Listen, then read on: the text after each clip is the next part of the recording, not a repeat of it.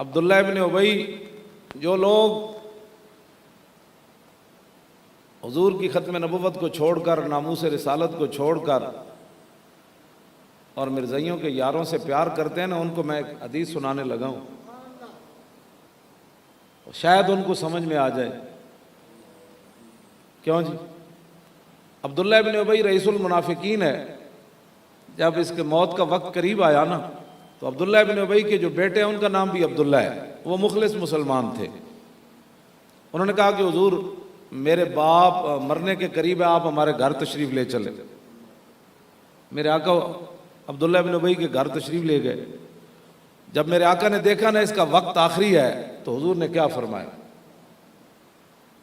فرمایا قد کنت انہاک عن حب یہودا، فرمایا آج جو تو منافقت پر مر رہا ہے، تو میں نے تجھے منع نہیں کیا تھا کہ یہودیوں سے پیار نہ کیا کر؟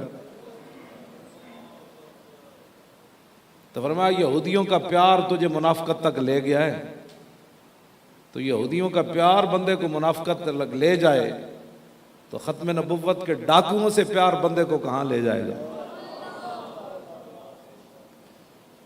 ہمارا کام صرف اذان دینا ہے۔ ہاں جی، ہمارا کام صرف اذان دینا ہے۔ یہ میرے آقا کی اپنی زبان اقدس سے وہ مرنے لگا تھا، اس وقت میرے آقا نے فرمایا میں نے تجھے نہیں روکتا تھا کہ یہودیوں سے پیار نہ کیا کر؟ دو دل تو رب نے سینے میں رکھے نہیں ہے نا، یہی تو میں روتا ہوں نا کہ دو دل تو رکھے نہیں ہیں، کہ ایک ووٹ کے لیے پیار ہو، دوسرا نماز کے لیے پیار ہو، ایک دل میں حضور کی محبت ہو، دوسری دل میں سیاسیوں کی محبت ہو۔ دو دل تو رب نے رکھے نہیں، دل تو ہے ایک ہی، اس میں محبت ایک ہی رہ سکتی ہے۔ ہاں بالکل، حضور نے فرمایا کہ آج تو بتا تیری منافقت تجھے کہاں لے گئی۔ اور پھر یہ نہیں ہے کہ کوئی ایسا سمجھا کہ میں جا کے حج کراؤں گا تو عمرے کراؤں گا۔ حضور نے اس کو 2 قمیضیں دی ہیں کفن میں، 2 قمیضیں۔ کیوں جی؟ حضرت عبداللہ جو تھے نا، عبداللہ ابن ابی کے بیٹے، انہوں نے کہا جی میرے باپ کی وصیت ہے کہ آپ اپنی مبارک قمیض بھی کفن میں دیں، تو حضور نے قمیض دے دی۔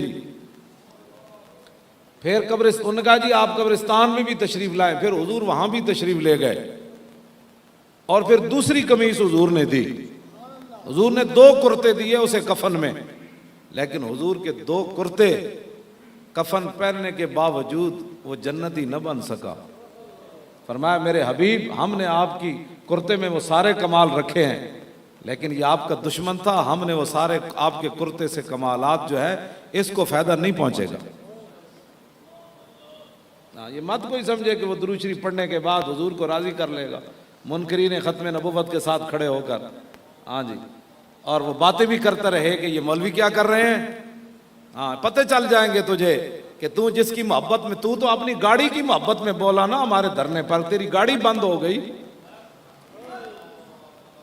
ہاں تو ہمارے خلاف اس لیے بولتا رہا کہ تیری دکان نہیں کھلی، تو ہمارے خلاف اس لیے بولتا رہا کہ تو جناب گھر لیٹ پہنچا، اور تجھے یہ نہ پتہ چل سکا کہ یہ مولانا حضرات کیوں بیٹھے ہیں۔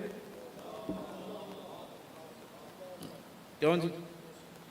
یہ مت سمجھا کر کہ تو گھر آ کر 100 بار درود پڑے گا تو رسول اللہ ختم نبوت کے اتنے بڑے کاز پر تجھے معاف کر دیں گے، تجھے پتہ ہی نہیں چلا۔ تو اتنا سیاڑا ہے کہ 2 نمبر مال تو بیچنا، تو بڑا سیاڑا ہے، تینوں پتہ ہے دکان تو سودا کتھوں چنگا لبدا ہے، چھولے کتھوں لبے چنگے لبدے ہیں، تے تینوں اجے تک یہ سمجھ نہیں آئی کہ مسئلہ ختم نبوت کیا ہے۔